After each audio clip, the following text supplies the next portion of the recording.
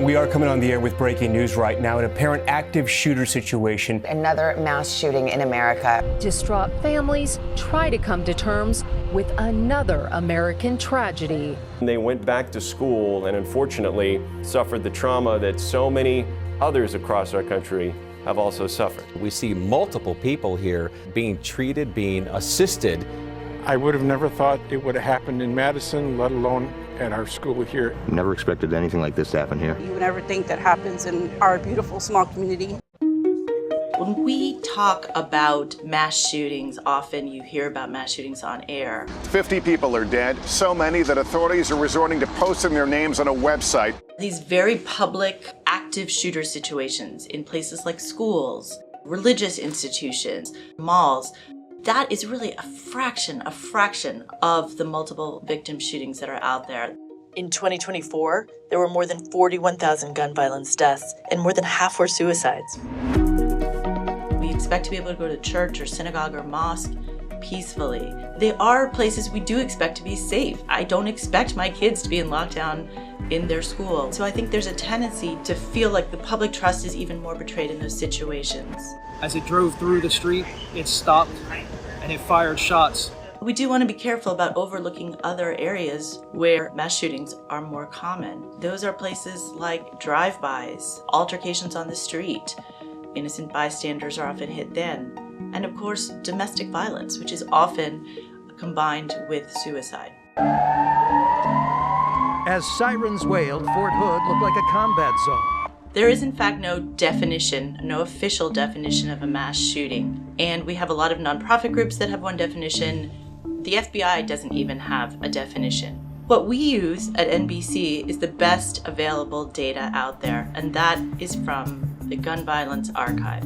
They track shootings in real time as close as possible as you can get to that. And also, it's not an advocacy group. Their definition of a mass shooting is 4 or more people shot, not including the shooter. Police are telling us that shots have been fired around Union Station, which is behind me here. In those first few minutes, when we're covering a gun violence incident, it's very important to think about a few things. We don't want to pre-write the narrative. Many of us who cover these issues have covered them time and time again, and it can go almost into a sort of muscle memory, and we really want to be careful about that and not presuming that we know why things happened or what the motive was. So we don't want to pre-write the narrative. The second thing is we do want to be careful about not impinging on the activities of law enforcement in an active shooter situation.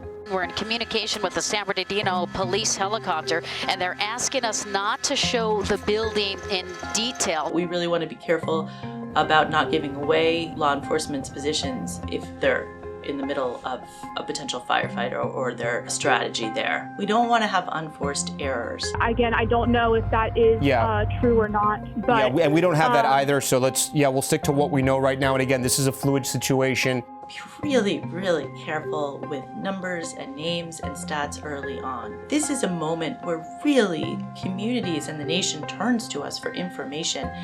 We have all eyes on us, and this is not a time that we can even be a tiny bit relaxed about getting every single number buttoned up and waiting until we have the official sources on names.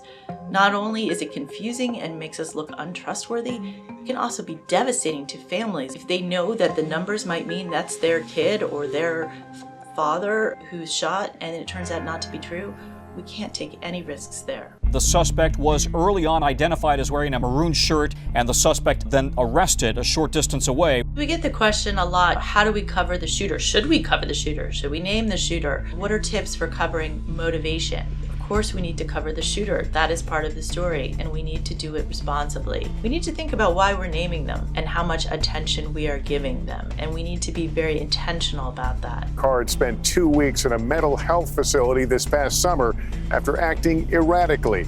Avoid quoting the shooter's diatribes and showing the shooter in action. It may be necessary to understand the motivation, quoting a tiny bit from what they have written, but we don't want to give them a lot of air for hate speech, calls to violence. We also don't want to glorify the shooter by showing them, holding a gun, trying to look like Rambo. There was nothing.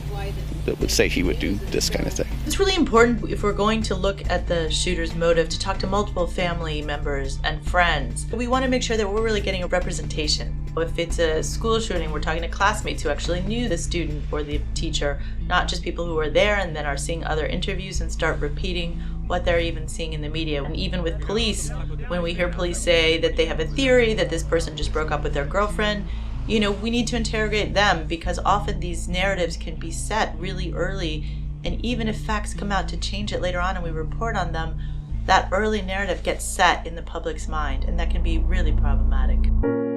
I know everybody in there. We started praying for everyone that was involved in it. It's important, especially from a national network, but even for our local networks, when we're going into communities, to remember that lots of people who are covering, who are there, who are first responders, may in fact be related to the victims. One of my officers was off duty attending the concert and lost his life. And to be very sensitive when we come into a community, to be respectful of the local folks who are working there who may be directly affected by this trauma. This is the wonder that's keeping the stars apart.